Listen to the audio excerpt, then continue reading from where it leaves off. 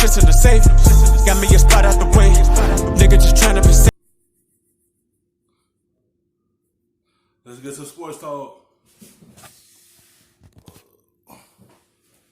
Retirement was a big surprise leading into free agency this past offseason, but according to Adrian Wojnarowski, he's considering a return in February with the Clippers and Lakers as his preferred destinations.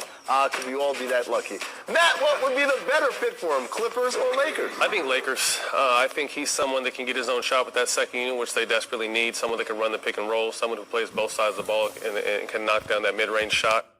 And that's exactly what they need. They need another scorer to come off the bench. Like, they need another guy that could get his own shot. And Collins would fit perfectly with the Lakers. He could get his own shot with that second unit. He could create his own shot and get guys open as well. I would hesitate going to the Clippers, one, because when we were there together, I don't know how well him and Doc got along. And then two, with that second unit, with Darren with the ball, he's taking the ball to lose hands. So those are two things that kind of concern me, but I definitely think the Lakers would be a great fit. I think the Lakers could use him more, that's for sure. But I feel like the framework of the Clippers is one that might allow him to get a little bit better into it, just because of what you said. He's got to know that relationship, and maybe as a veteran he figures that out. But shouts to this dude. Let me take a quick sabbatical. Let me go ahead and not play, and then realize I want to come back and then pick between the two teams. I mean, I'm just going to say this speaks to what a player-controlled league this is now. I understand he turned down a lot of money. If him with Doc Rivers ain't see it, I don't see him going to the Clippers. Like, if that as bad intentions is still there, I don't see him going there and playing for the Clippers.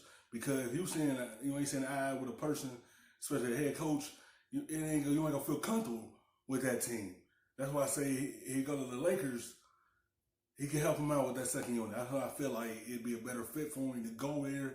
But we don't know. He said he gonna return, and I think in February. So you gotta wait to see who he choose.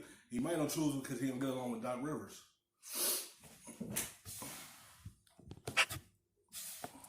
From a free agent standpoint, but this was kind of unheard of at a certain point in the league, and I love him for being able to do it. I hope it works. If the Lakers can land him, it would be what a fortuitous turn of events, because not only did the DeMarcus thing not work out, they ended with Dwight Howard, who's been huge for them. If they could add Collison at this stage of the year, wow. I mean, he was a guy who was considered being in line for $10 million a year. They could get him for the veteran minimum plus the player exception, disabled player exception they get from Dwight. That's a bargain on top of being a person who can really help them. Do you see mutual interest in that way? Oh, I mean, the Lakers, and I reported this on Brian Windhorst's Hoop Collective podcast several weeks ago, backup point guard is the #1 priority as they look towards improving their roster as we go to the postseason. I feel like this is the same conversation we're going to have in March when Andre Iguodala gets bought out because he won't get traded because the Grizzlies are asking too much. Iguodala is going to have a decision to go, should I go to a team like the Lakers that needs me, or a team like the Clippers that probably doesn't need me as much but is maybe a better team? And I think that's the same thing that Collison would probably have to weigh if he does. And there's extra motivation of blocking the other team from... Yeah, absolutely. Some part of it is just keep away. Yeah. All right, let's get to the Sixers, who are in action on ESPN tomorrow. In their previous game, they lost to the Pacers by 18 on New Year's Eve. Josh Richardson wasn't happy with the Sixers after that loss. Here's what he told the Philadelphia Inquirer, quote, "I don't think there's enough accountability in our locker room right now, honestly. I think that we got some new guys who don't want to step on toes, including myself. I think we kind of go play and don't compete as much." Clinton, well, Brett Brown was... This is bad right here. When is athletes gonna stop talking to the media so much? This the main reason right here. Like, you can talk to the media, but you gotta watch what you say. This shows you Richardson is not comfortable right now, and he's still trying to find his way with this team. It's showing you right there with his words of telling you, I'm not trying to step on toes. It ain't about stepping on toes. It's about you just stepping up and helping this team out. And that's why this team ain't where they want to be, because everyone feel like they're not comfortable in this lineup. It's like every new guy on this team is just like they are not comfortable. They trying not to do so much. They feel like they do a whole lot. They're stepping on toes. Philly don't need that. Philly need them guys to step up. They need you to step up. That's why they bring you in to help out. They are here to help. And that's who he is not comfortable. Responded today. Yeah. And this is what he said. He said he's fine with it. I'm fine with it. I live in the truth really well. I like the truthful discussions. If they feel they can be more candid with one another, then so be it. All right, Clinton.